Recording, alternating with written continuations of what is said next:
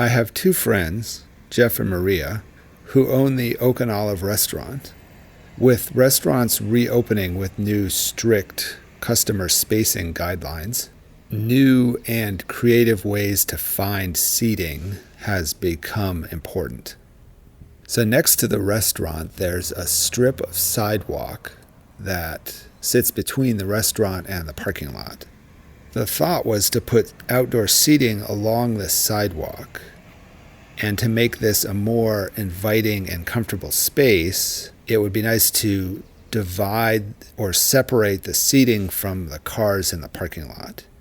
So the thought was to build some planter boxes and some tall landscaping to help make a barrier between the new seating and the parking lot. I got some cedar lumber. I think they call this planter box cedar. They're a full 2 inches thick by 10 inches wide. So my plan was to clean these up and joint and plane them and hopefully get to something decent.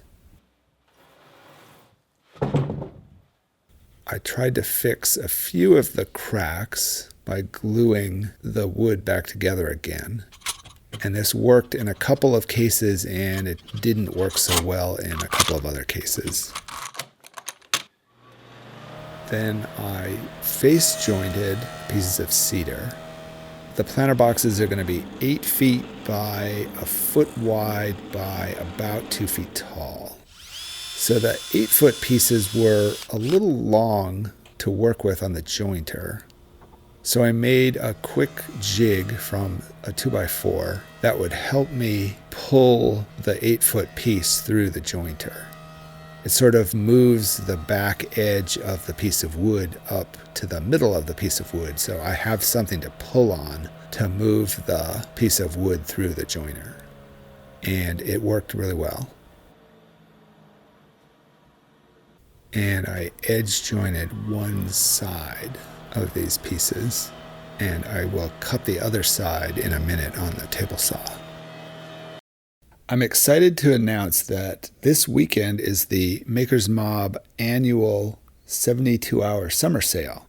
The sale, for only 99 cents, you can get your first month of content from the Maker's Mob. There's actually becoming quite a bit to watch on the Maker's Mob, from top makers like John Heist, the Samurai Carpenter, Liam Hoffman, Jimmy DiResta, John Peters, Neil Paskin, and myself. Please follow the link in the description. So where I got this lumber, I think they had 11 8-foot pieces, but I needed more than that. They also had 14-foot pieces, so I got some of those.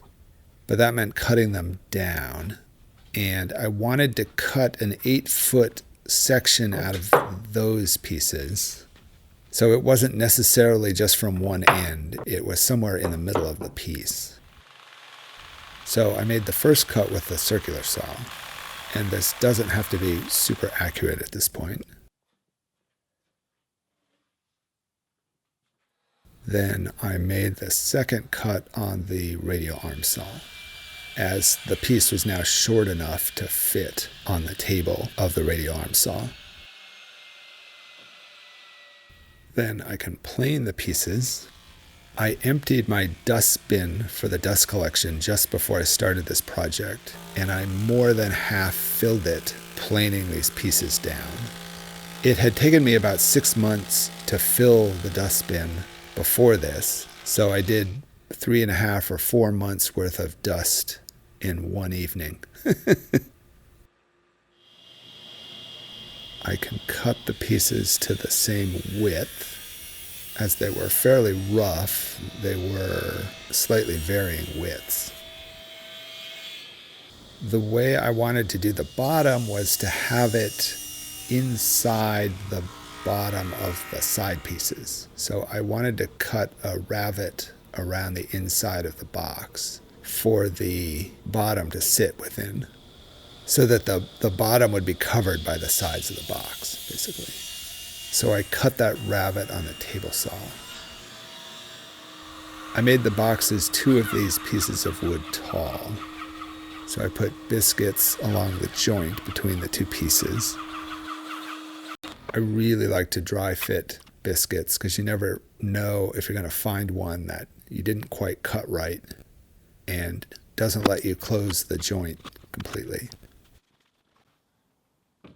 I was going to miter the corners, so I put my roller bearings on the side of the table saw table, and this would allow me to use my sled to cut a miter along the edge of these long pieces. I did the short sides first, as they were a little easier and I could practice with them. I started to cut the rabbet on the bottom of these pieces and then realized I was going to flip these over as I cut each of the pieces out of the longer piece. So the rabbet was going to be on opposing sides of the pieces I cut out. So I stopped, and I will cut the rabbet out of these once they're cut into their shorter sections. But you can see there's a cut along the bottom of these where I started to cut that rabbet. Now for the long sides, what I had to do at this point was make sure the rabbet was going to be on the inside of the panel. So I could cut off one side, then flip the piece around. I made a quick stop setup with some 2x4s, just so these would all be the same length. They didn't really have to be exactly 8 feet, but it's really helpful when they're the same length. You can see how the roller bearings really help on these long pieces. In fact, they made the sled actually possible for this work. I can cut out the rabbet on the bottom of the short pieces now. And I can cut biscuits on the corners. And I can glue each of the boxes together.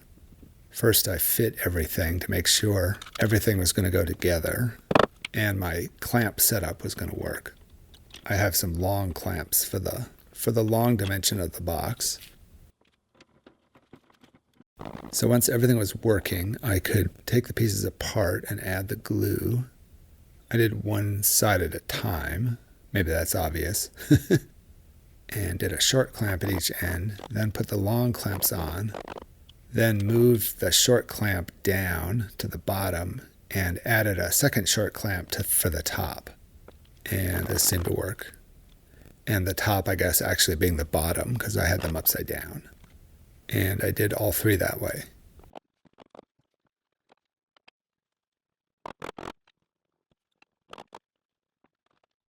So this is the clamps coming off once the glue is set up. So I got 2 1x6 pieces for the bottoms, and I need to cut them to length. But for these, I don't really need to clean them up or do anything to make them pretty, as they're the bottom, and you'll never see these.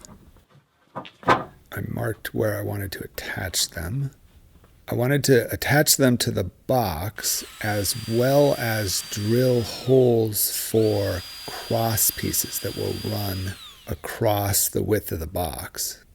As these are only 1 inch thick and really only about 3/4 of an inch thick, I thought they needed a little more support than just themselves on the bottom of the box.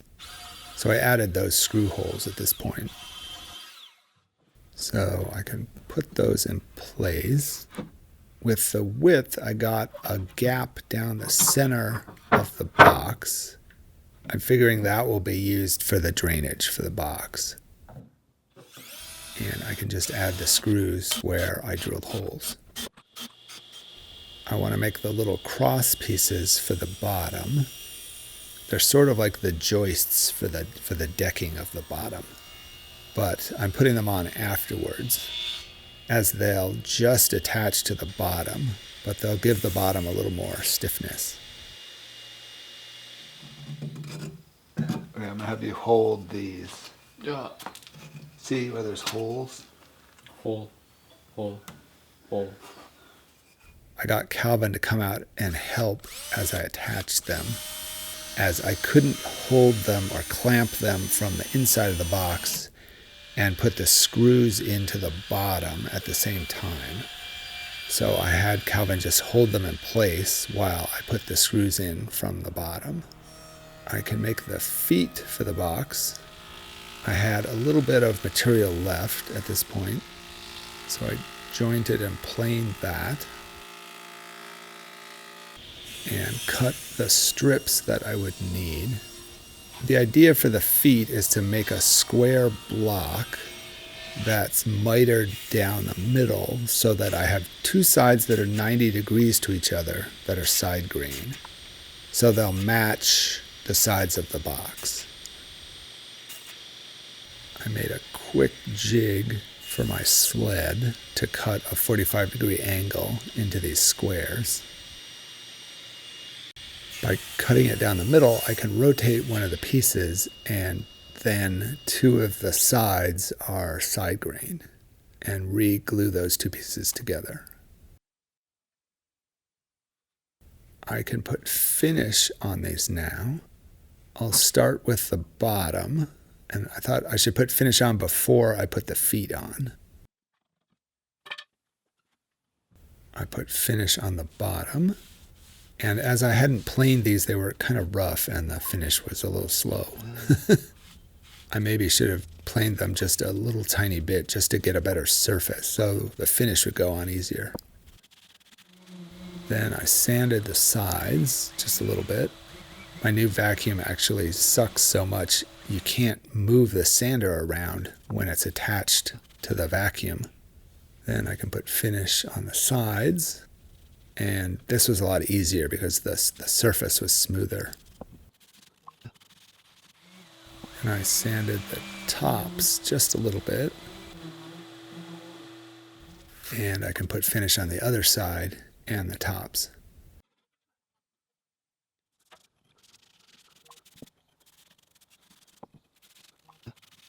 The boxes are done now, so I can work on the feet. I sanded them a little bit to make them flat and clean up the sides a little bit. I wanted to make a reveal between the foot and the box. So I clamped half the feet together and cut a rabbet along the side of that clamped up piece. Then I rotated them all 90 degrees and cut the other side. This made it much easier, much safer to cut that rabbet.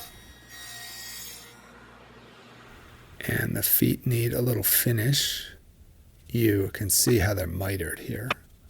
I hope this works and they don't come apart. I will have a screw from the bottom of the box into each side of the foot. I'm hoping this is going to be okay. I made a small scrap of plywood into a pattern that I could use on the inside of the box to draw where the foot is below the box so that I'll know where to put the screws into the bottom of the box.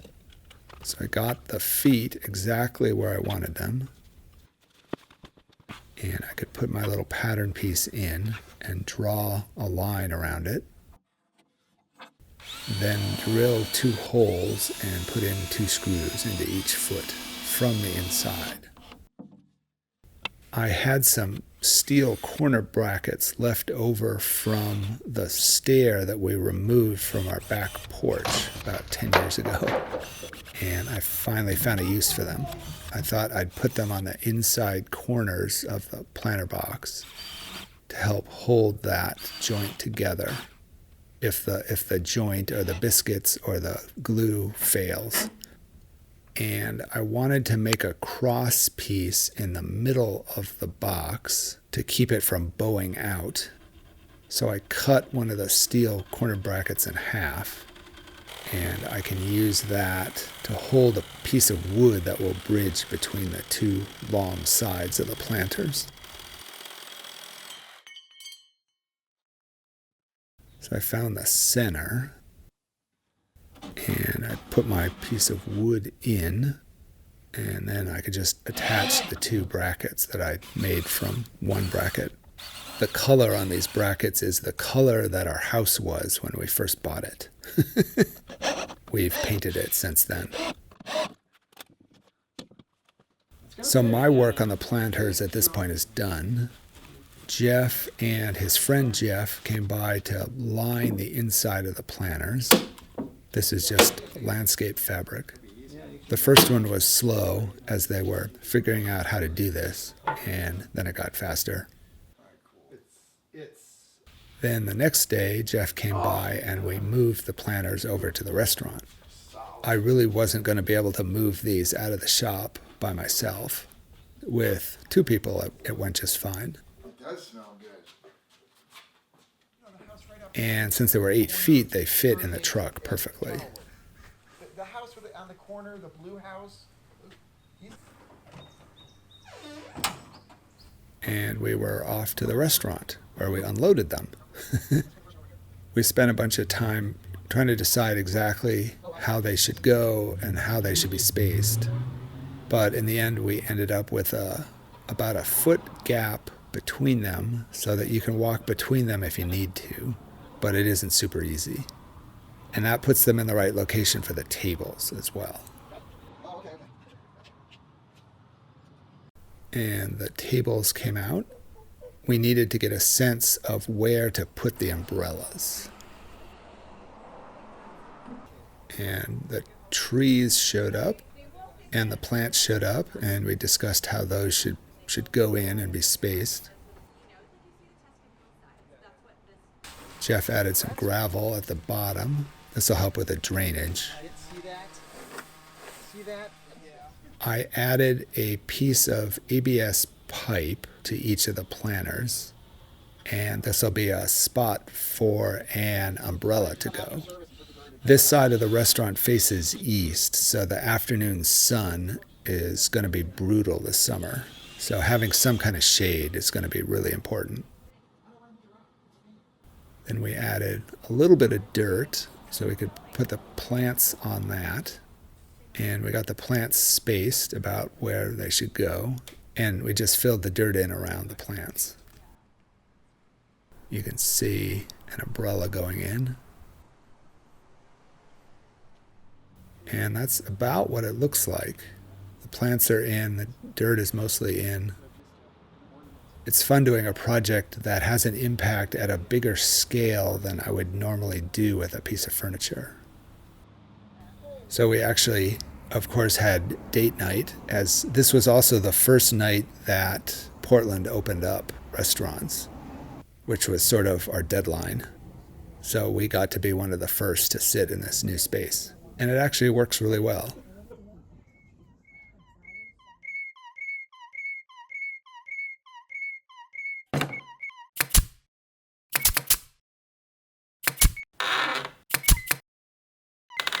Thanks for watching.